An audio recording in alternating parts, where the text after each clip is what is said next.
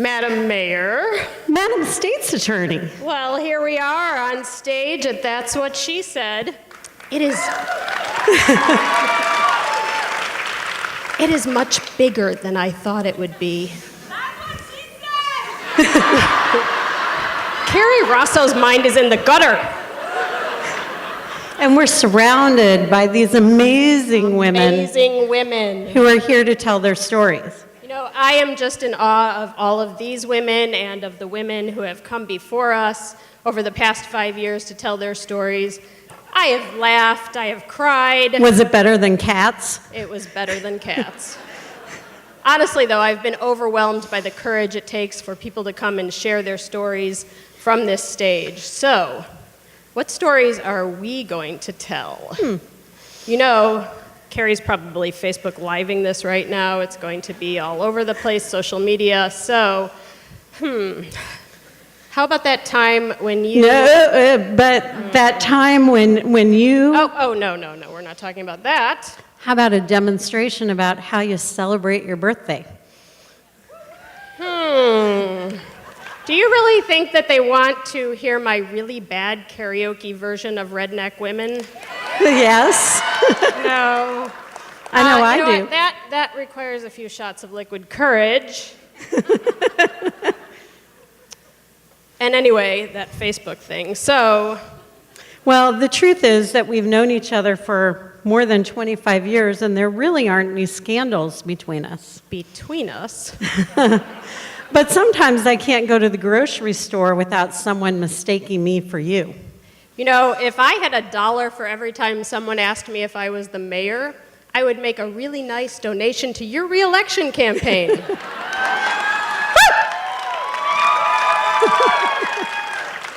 Seriously, though, I agree the Netflix version of our relationship would probably be pretty boring. Two women who mutually respect each other, get along, like each other, in local government in a Midwest college town. I don't know that that's really binge-worthy material. Probably not, but unfortunately in today's world, it's probably a unique story. Yeah, true, unfortunately. But seriously, isn't the point of She Said that every woman has a story to tell, and some are everyday, and some are tragic, and some are about the wonderful women who have supported us along the way? I know I've been surrounded by many women who've influenced my life. Great idea. Instead of talking about ourselves, let's talk about them. Sounds good. So, you know, I've lived here my whole life. I'm a real townie. So living here 25 years doesn't make me a townie? Nope. But maybe an honorary one. You know, my mom isn't a real townie either, and she was circuit clerk for 25 years. So was she a tiger mom? Well, kind of. You know, when I was 3 or 4, my family lived in married student housing, and I went to the co-op nursery school. And we used to ride the bus from our apartment to the school, not because we couldn't walk, but because I loved to ride the bus. Sounds like some MTD people here. And so we got to know the bus driver, who of course loved me. Of course. And told my mom that I was precocious, and I chatted with him. And so one day I asked my mom if I could ride the bus by myself. When you were 4? When I was 4. And my mom, who thought that it was important to raise very, very fierce girls, like Erin Tarr would say, decided that I should ride the bus by myself. And she arranged with the bus driver for me to get on. I paid him, and she ran like crazy to the school so she'd be there to help me get off. And I rode the bus by myself. And I am convinced that without that push towards independence and so many more along the way growing up, that I wouldn't be mayor today. And she's in the audience. Well, when I was 4, my mother falsified my birth certificate to beat the December 1st deadline so that I could go to kindergarten a year early. For 6 years, I thought my birthday was in November instead of January. On the plus side, the year I figured that out when I changed schools and had to re-enroll, I had 2 birthdays. And I can tell that story now because the statute of limitations has long passed. But I do always think about how different my life would be if my mother had not committed a major felony in order to get me out of the house a year early. So seriously, though, is this where you thought you'd end up? Oh, not even close. When I was young, I thought I would be a diplomat living in Europe with my boyfriend, who I had met when I was a foreign exchange student in Switzerland. That one did not work out. But we are Facebook friends. So this is a real story? True story, not fake news. Okay. Seriously, though, when you and I met as young lawyers, I was married, I had a child, I had a job, and I was really focused on the day-to-day things that you focus on when you're a young person. And life seemed pretty simple. And ever since then, the world has changed. My daughter Alice is 23 now, and so many things have changed during her lifetime. I remember when she was about 5, we went on a trip to Florida, and we were flying. It was shortly after September 11th, and we were in the airport, and we got pulled aside, and she had to take off her tiny little white kids so that they could be checked for explosives.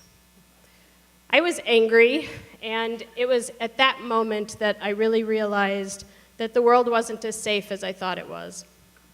Yeah, 25 years ago, I was sure that I knew who I was, and I knew what I believed. There was very little black or white, and it was all black or white, very little shades of gray. Have things changed for you? Yep, today I think I'm a very different person. I'm changed by my life in public service and all the amazing people that I've met who are different from me. 25 years ago, I would have firmly told you that I believed in the Second Amendment and that every law-abiding citizen had the right to carry a gun. And after holding a mom whose child has been shot to death, and comforting a church full of distraught teenagers the same age as my own daughter, I can tell you without a doubt that I have changed.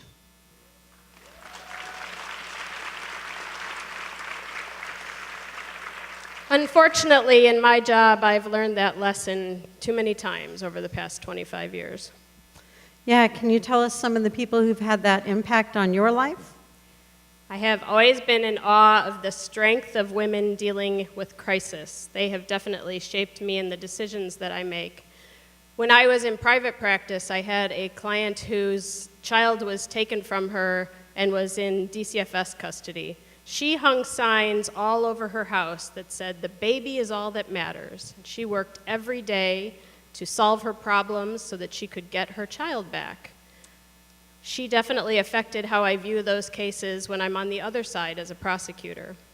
I have worked with, met with, sat with mothers who have lost their children to gun violence, to drunk drivers, and also with the mothers whose children have caused those deaths. They were all grieving, they were all trying to find some strength to go forward. They were all trying to do that, and many of them with compassion for each other and an understanding of what the other had lost. There is always, I think, beauty in tragedy.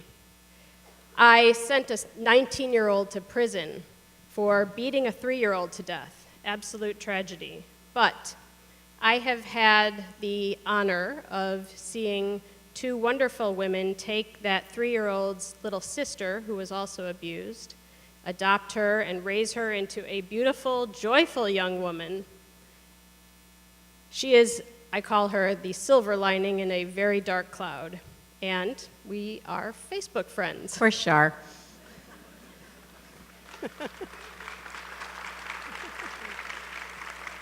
So tell me about some of the people who have stood out for you in your legal career. Well, I've often seen our community come together in crisis. Do you remember Retha Crawford? Wasn't she the homeless lady who lived on University Avenue? She did, and I also remember that she would be near Booker T. Washington School. My sister remembers that when she would walk through the playground, that the teachers would gather the students and run them inside to keep them safe. And she lived in our community with what I thought were no mental health services and absolutely nobody caring for her.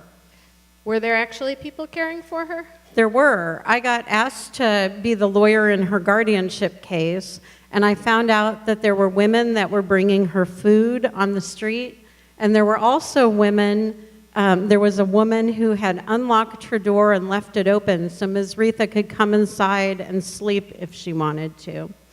Together with them, I was able to obtain a guardianship, and Ms. Retha then moved to assisted living, where she was cared for off the streets and provided mental health services.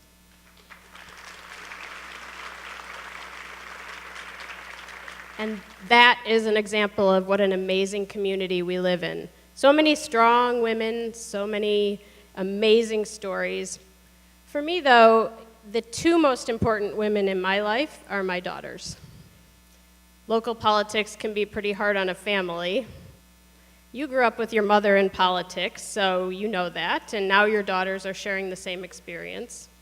They are. They tell me that they have never watched a 4th of July parade. They've always walked in them.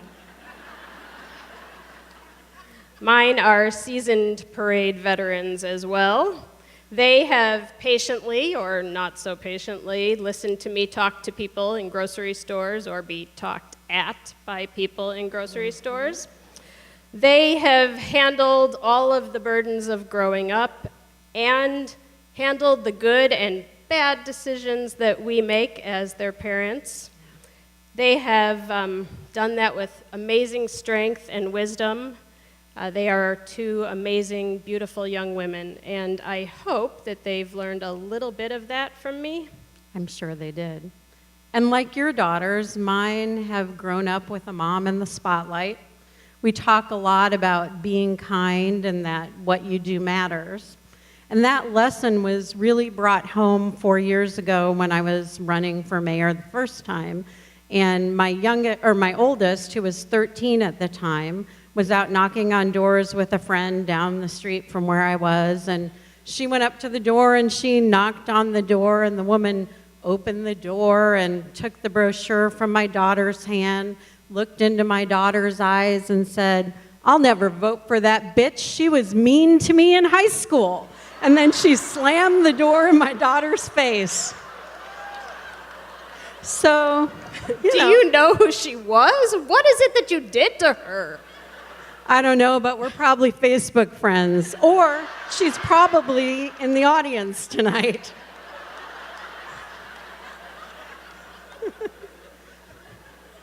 No one's standing up. But my daughter, I think, did really learn from that lesson, the impact that what we do matters and that we do have an impact on the people around us. Well, these past 25 years have been an amazing experience, and I am lucky to call you my friend. People ask me all the time, if you could change something in your life or do something differently, what would you do? And I always say, I wouldn't do anything differently. I wouldn't change a thing. Because if I changed anything, then I wouldn't have the life that I have today. I wouldn't have the family that I have today. I wouldn't have the amazing job that I have. I wouldn't have the friends who surround me. So, if you could change anything, what would you do differently? I wouldn't have been such a bitch to that girl in high school.